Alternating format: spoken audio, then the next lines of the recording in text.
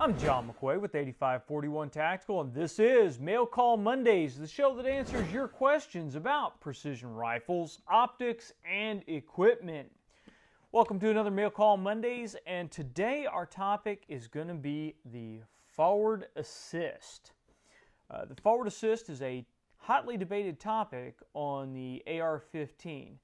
We have started picking it up because there's a bleed over into, do we need a forward assist on a precision AR, and specifically, do we need a forward assist on a large frame 308 type precision AR? Well, let's back up a little bit and let's talk about why the forward assist is here on the AR15 to begin with. The simple short answer is because the Army wanted it. But backing up a little bit further, if we look at the lineage of infantry rifles building up to the M16, then maybe we can see what kind of thinking they had going through. If we go all the way back to the granddaddy, this is a 1903 Springfield. Now, the 1903 Springfield was the last bolt-action rifle that was widespread use in the infantry. Now, obviously, on the 03 Springfield, if you needed to chamber a round that was gummed up, gunked up, the weapon was crusted in mud, etc., then you just slid the bolt forward, and if it didn't lock home, you just pounded on that bolt handle and then locked it down. Now your rifle is in battery and it's capable of firing. Now, we're not going to get into the wisdom of actually cramming a round home on a rifle and then firing it if it doesn't want to go. I've heard a lot of guys say, oh, well, if I've got a problem with a round going home, then I'm going to eject it, I'm going to figure out what's wrong with the weapon and go on with that.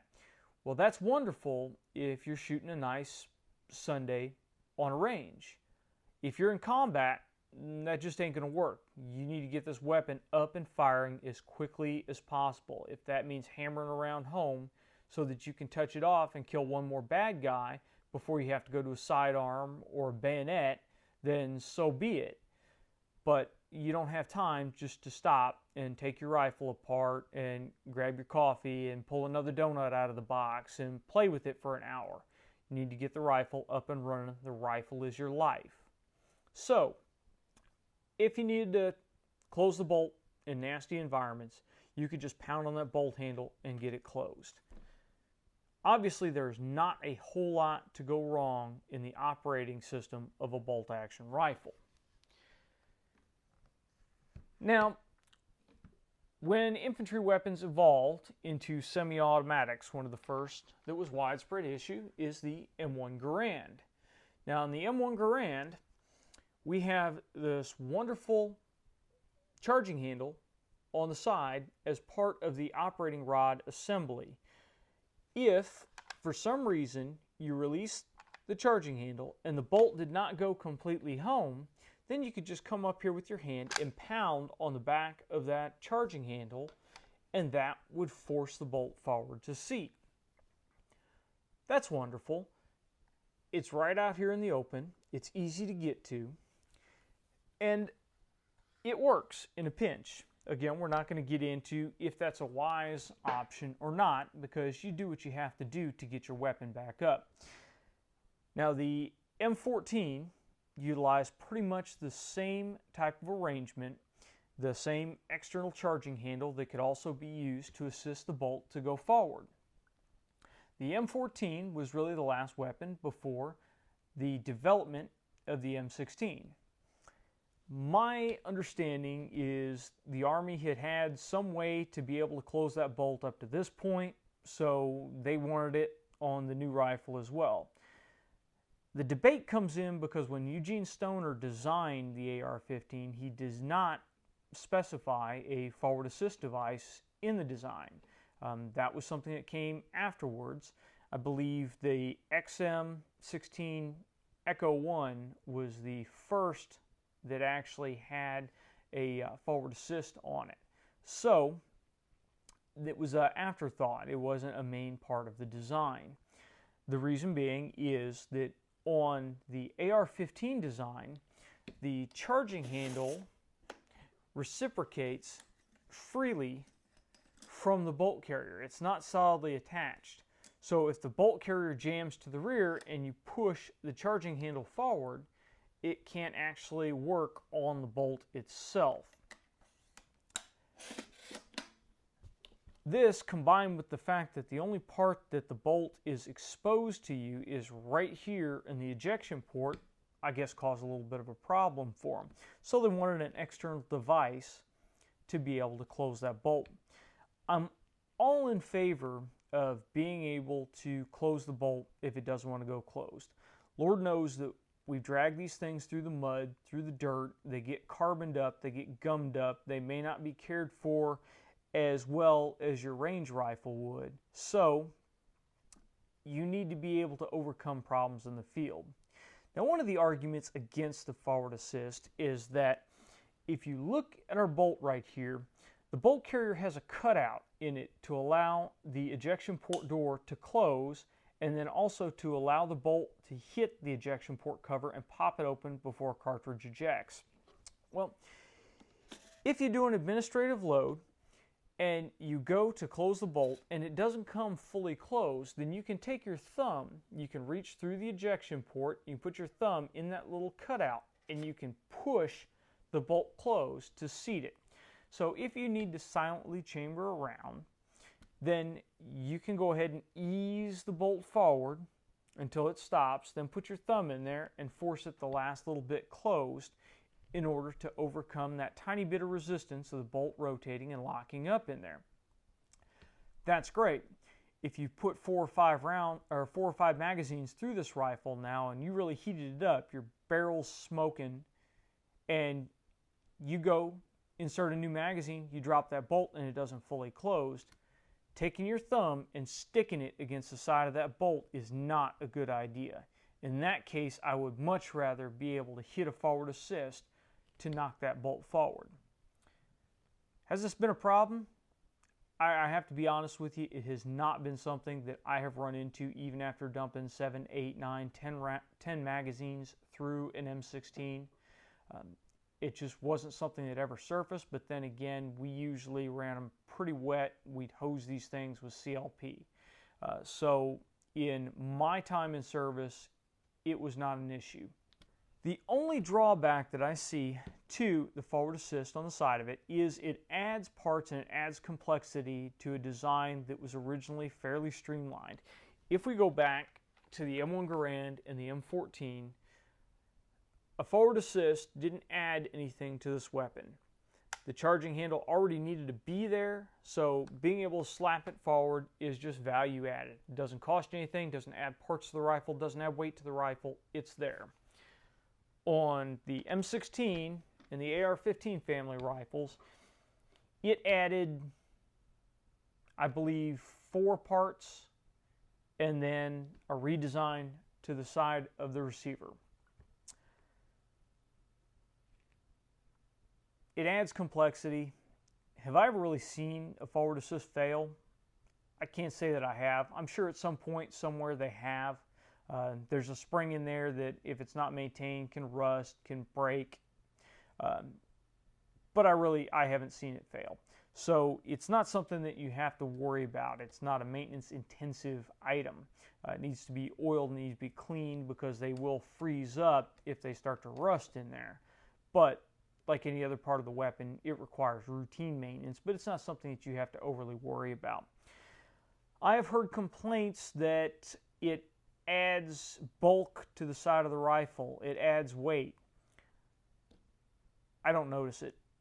I doubt that if I handed you 2 exact same setup rifles, one with a forward assist and one without, that you would be able to tell me just by feel, obviously without touching the side of the rifle, just by feeling the weight, which one had the forward assist and which one didn't. It does not add proportionally that much weight to the system.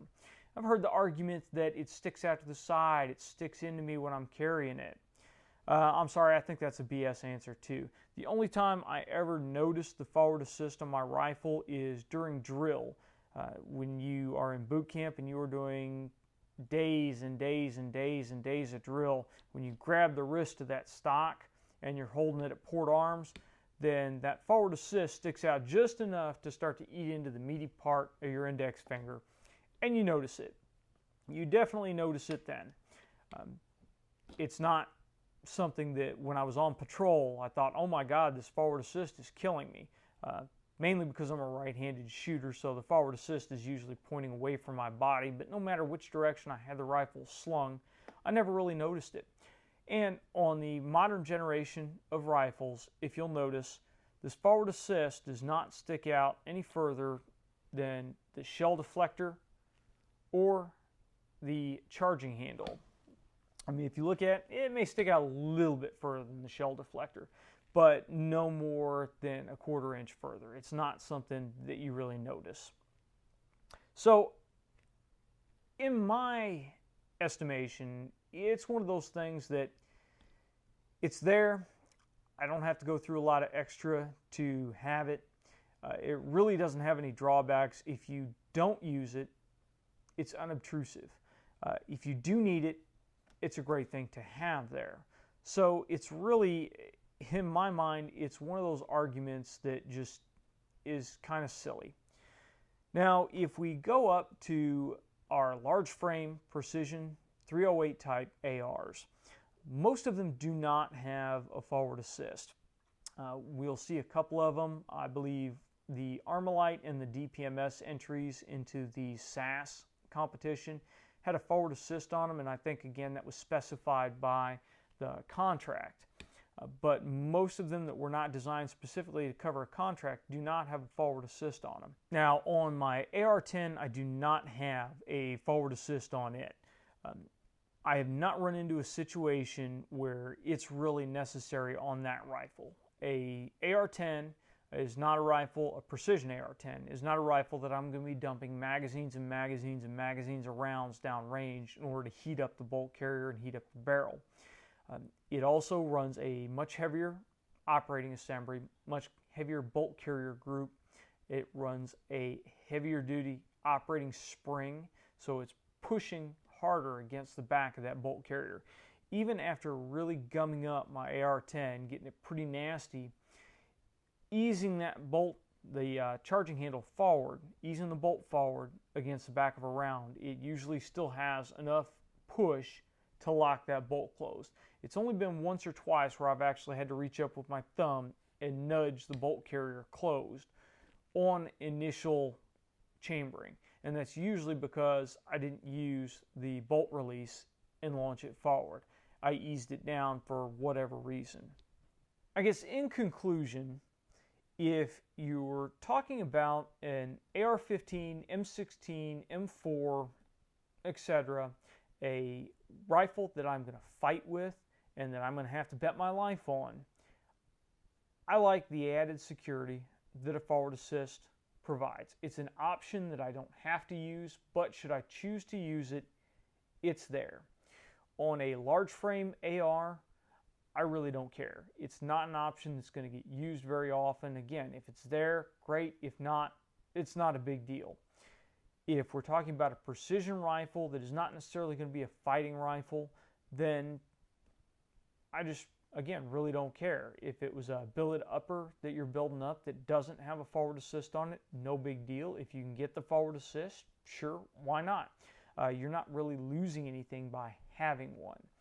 On an AR, 308 AR, I just don't really see them as necessary because they're not seeing the high volume. Now again, if you're building up an AR-10 as a close quarter battle rifle, might as well put a forward assist on it. No big deal. So again, I'm just going to take the middle ground. I like forward assists. I don't think they're 100% necessary. So what do you guys think? Go ahead and leave me a comment in the comment section below and tell me if you think a forward assist is necessary or not on your rifles. If you've got any comments, leave them in the comment section below or send them to us on Facebook or Twitter. Please, if you like the video, make sure you give us a thumbs up. If you're a subscriber, thank you very much. If you're not a subscriber, please click that subscription button. It doesn't cost you anything. We won't send you junk mail, and YouTube will let you know when we release new videos. We've got some more review videos coming up, so if you want to be the first to know about them, click that subscription button. And until next time, regardless of if your rifle has a forward assist or not, get out and shoot!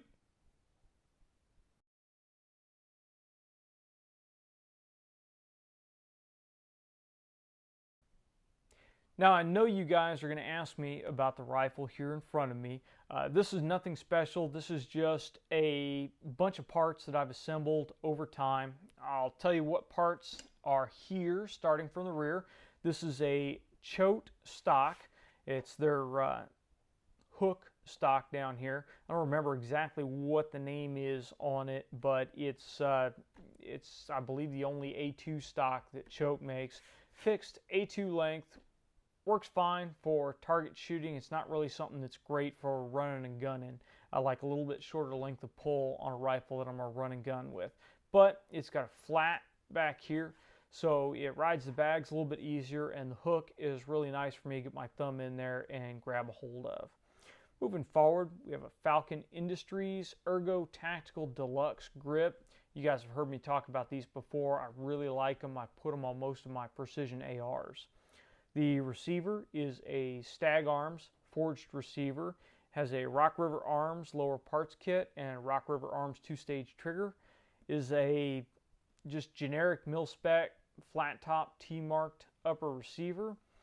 A USGI charging handle. It has a USGI bolt carrier group inside of it. Has a Bushmaster heavy barrel, which is a 20-inch, has rifle length gas system, and this is actually a 1 in 9 twist, so it doesn't really like heavy bullets. In fact, it doesn't even shoot 69 grain all that well. It'll shoot them right about minute angle, but it really won't get them under that. It seems to like 55 grain a whole lot better. The handguard is a Midwest Industries handguard. It's got the fixed top rail, but then it's got these nice vent holes for cooling, and it allows you to mount smaller rail sections wherever you want them. Added a Harris bipod adapter. It's just a stud that goes inside the rail, so I could put a Harris BRMS bipod on here. This is the 69-inch model. No name. Low profile gas block. I can't remember who makes it. Just threw it on there when I threw the rail system on. And the muzzle device I have up here is a Suppressed Armament Systems quick detach for my Suppressed Armament Systems 5.56 suppressor. That's really all there is to here. The optic mount on top is an odd mount from Oddland Engineering. Very nice mount. It's a 20 MOA canted mount, one piece, 30 millimeter rings. We're going to be doing a review on this. It has an integrated bubble level in the back here, which is a very nice feature. The scope that we have on here right now is a Weaver Tactical 3-15 power, first focal plane with the enhanced mil-dot reticle. Has these nifty little locking turrets on it. And again, we'll be doing a review on that coming soon. So that is a quick overview of this rifle here. It's just a Mixmaster AR15. I just threw it together as I assembled parts or got deals on used parts and threw them in a box. It's kind of interesting how AR15s grow that way. If you're into building them, you just throw used parts into a box until all of a sudden you have enough used parts to put a rifle together. So, didn't want to leave you guys hanging on that. Knew you'd fill up the comment section with questions on this rifle. That's all there is to it. Now real quick, the other two rifles that you saw, my 1903 Springfield, I believe this is an A1 model. It has the machined receiver. It has the straight stock back here. This is a Marine Corps 1903. It is Marine Corps marked, and it's been re-arsenaled, so the barrel is actually pretty decent on this. The rest of the rifle has been beat to hell. Somebody attempted to refinish the stock at some point in time, but really the bolt is pretty tore up on it. It has some mechanical issues, but it still shoots well. And it shoots fairly accurately for a rifle of its age, and the fact that it's not a match rifle. It is just a rat grade infantry rifle, but it's a really fun rifle to shoot. My other rifle here, my M1 Garand, as I said, this is my grandfather's M1 Garand. It's not a rifle he carried in service. It's a rifle he got when he got back. He was a paratrooper in the Army, and as a paratrooper he carried an M1 carbine and really was not enamored with that weapon at all. He said that the M1 Garand that he learned to shoot in boot camp was really an infantryman's rifle, and it was just the king of infantryman's rifles in his eyes. And I guess partly because of that and partly because of what it is, holds a soft spot in my heart. So for some reason, the wood and steel on this thing speaks to me, and it is a very enjoyable rifle to shoot. It is a blast to take this thing out to the range when you got guys that are having trouble hitting 200-yard targets with scoped rifles, and you can sling up with it and bang the 300-yard gong all day long. So this is a fun rifle to shoot. We're getting down to the point where cheap M1 Garands are getting very hard to find. In fact, the reason that I got this rifle is when my grandfather was still alive, I told him I was getting ready to drop the coin to buy a CMP M1 Garand, and he wouldn't hear anything of it and pretty much twisted my arm to take his rifle since he didn't shoot it anymore. Very, very awesome gift. That's probably why this is one of my favorite rifles that I have ever owned, and one of the few that I will absolutely never sell. This will get passed down to my boys when they come of age and they're able to shoot it and learn about their grandpa. So those are the rifles that you saw in this episode. If you have any more questions about them, go ahead and leave them in the comments section below and we'll get to them. Till next time, get out and shoot.